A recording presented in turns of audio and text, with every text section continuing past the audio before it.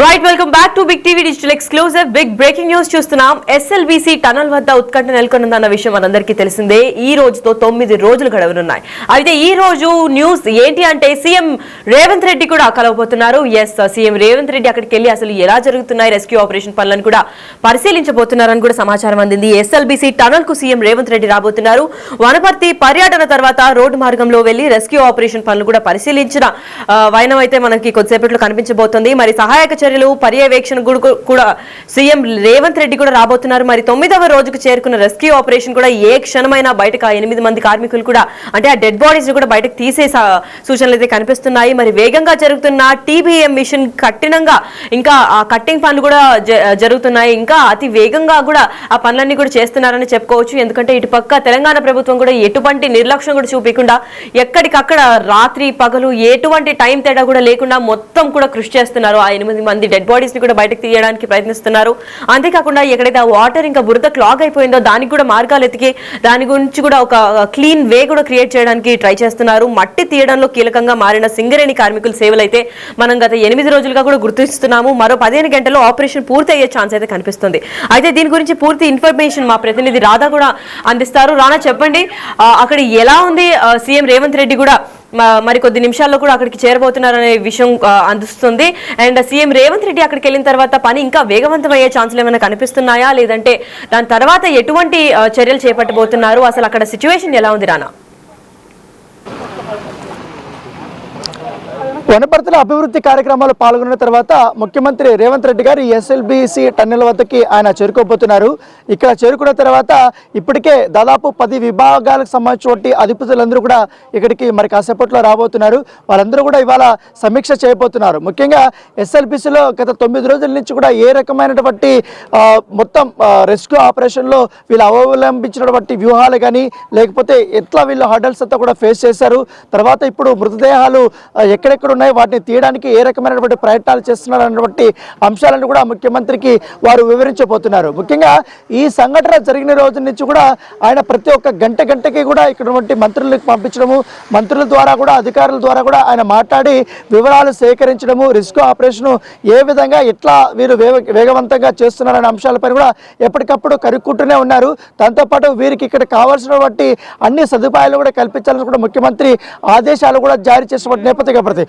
ఆ కోవలనే బీఆర్ఓకి సంబంధించినటువంటి అధికారులు రప్పించడము, ఆర్మీ అధికారుల్ని ఇక్కడికి రప్పించడము, తర్వాత రిటైర్డ్ అయిపోయినటువంటి అధికారుల్ని ఇక్కడికి రప్పించడము, తర్వాత ఎన్డీఆర్ఎఫ్కి సంబంధించిన వారు కానీ వీరికి సంబంధించినటువంటి మొత్తం చాలామంది కూడా ఎస్డీఆర్ఎఫ్ కానీ ఎన్డీఆర్ఎఫ్ కానీ ఇతర సంబంధించినటువంటి ఇటు నవయుగ కానీ మెగావారి కానీ చాలా వరకు కూడా వీళ్ళందరినీ కూడా రప్పించారు. వాళ్ళందరూ కూడా రప్పించిన తర్వాత ప్రతి ఒక్కరు కూడా టన్నెల్లోకి వెళ్ళారు. టన్నెల్లోకి వెళ్ళిన తర్వాత ఫేస్ చేసినటువంటి ప్రాబ్లమ్స్ ముఖ్యంగా చాలా వరకు కూడా ఈ మట్టి వాటర్ అనేది ఇంకా కూడా వస్తూనే ఉంది.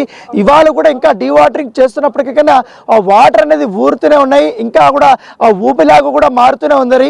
దాంతోపాటు ఈ సింగరేణికి సంబంధించిన కార్యక్రమాలు మొత్తం కార్మికులు మొత్తం గంటకి కూడా అక్కడ ఊరుతున్నటువంటి ఆ మట్టి కానీ ఆ వాటర్ కానీ మొత్తం కూడా వారు తీసేస్తున్నారు. దాంతోపాటు అక్కడ గతంలో కూడా సెగ్మెంట్స్ పెద్ద ఎత్తున కూడా నిర్మించారు కాబట్టి ఆ సెగ్మెంట్స్ అంతా కూడా చాలా వరకు కూడా స్థితికి వచ్చాయి. చాలా వరకు కూడా కింద పడిపోయే స్టేజ్లో కూడా ఉన్నాయి. వాటినంతా కూడా వారు ఎప్పటికప్పుడు మానిటరింగ్ చేస్తున్నారు. మొత్తం ఆ మట్టన్ కానీ అంతా కూడా తోడేస్తున్నటువంటి నేపథ్యంగా పడుతుంది. అయితే ఇప్పుడు టీబీఎం మిషన్ అనేది చాలా ఇంపార్టెంట్గా మారింది. ఎందుకంటే టీబీఎం మిషన్ కింద 4 ఉన్నట్టుగా అధికారులు నిన్న గుర్తించినటువంటి నేపథ్యంలో దాంతోపాటు మరొక 7 మీటర్ల దూరంలో మరొక 4 యొక్క మృతదేహాలు అక్కడ ఉన్నాయనంటే నిన్న జీపీఆర్ ద్వారా కూడా వారు కనుక్కున్నారు.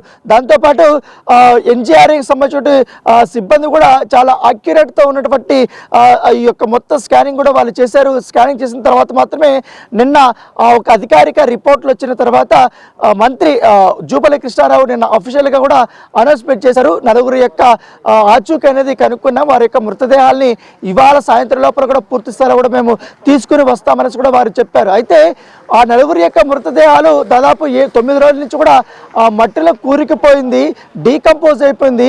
వాటిని ఎట్లా తీసుకురావాలన్న దానిపై కూడా దాని తగ్గట్టుగా టీబీఎం మిషన్ అనేది అడ్డుగా ఉంది.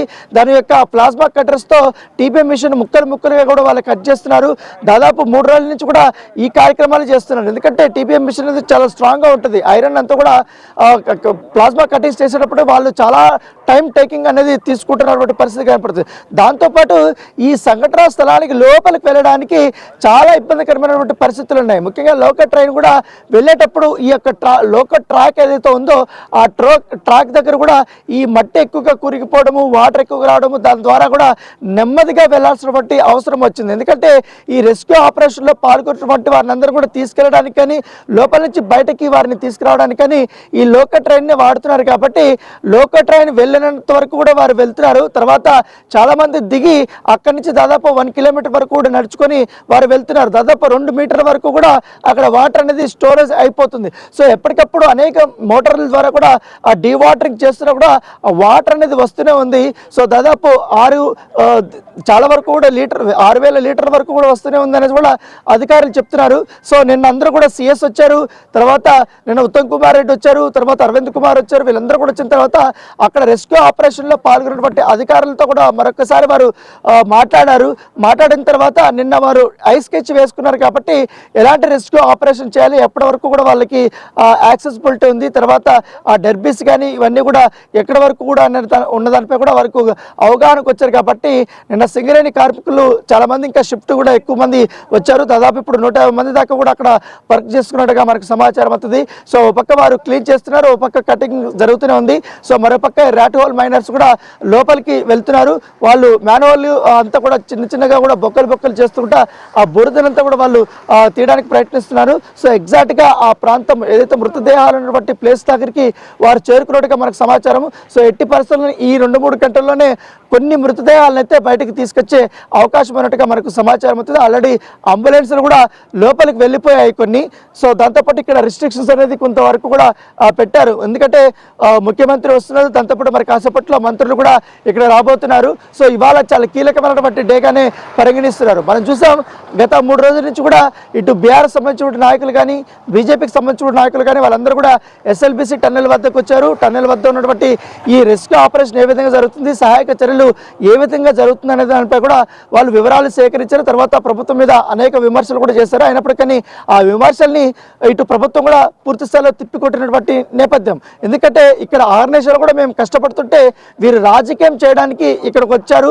దాంతోపాటు నిష్ణాతులైనటువంటి అందరినీ కూడా ఇక్కడికి పిలిపించి అనేక రకాలుగా కూడా మేము ప్రయత్నాలు చేస్తుంటే ఇటు బురద చల్లాలన్న ఉద్దేశంతో ఈ రకమైనటువంటి ప్రయత్నాలు చేస్తున్నారంటూ కూడా ఉత్తమ్ కుమార్ రెడ్డి కానీ, ఇటు జూపల్లి కృష్ణారావు కానీ, అలాగే ఎమ్మెల్యేలు కానీ వీళ్ళందరూ కూడా వారిపైన విమర్శనాస్త్రాలు కూడా సంధించినటువంటి నేపథ్యంలో ఎట్టకేలకు ఎవరు వచ్చినా కూడా ఇక్కడికి ముఖ్యమంత్రి ఎందుకు రాలేదు అన్న దానిపై కూడా వారు క్వశ్చన్ చేశారు. మొన్న హరీష్ రావు వచ్చినప్పుడు కూడా ఈ రకమైనటువంటి క్వశ్చన్స్ని వాళ్ళు రైజ్ చేశారు. అయితే ఆయన ఆల్రెడీ ముఖ్యమంత్రి వస్తే చాలా వరకు కూడా ఇక్కడ భద్రతాపరమైన చర్యలు తీసుకోవాల్సిన అవసరం ఉంటుంది. ఎందుకంటే ఈ ఏరియా అంతా కూడా తమ ఆధీనంలో తీసుకుంటుంది. ఎందుకంటే కొండ ప్రాంతం, అడవి ప్రాంతం ఇదంతా కూడా.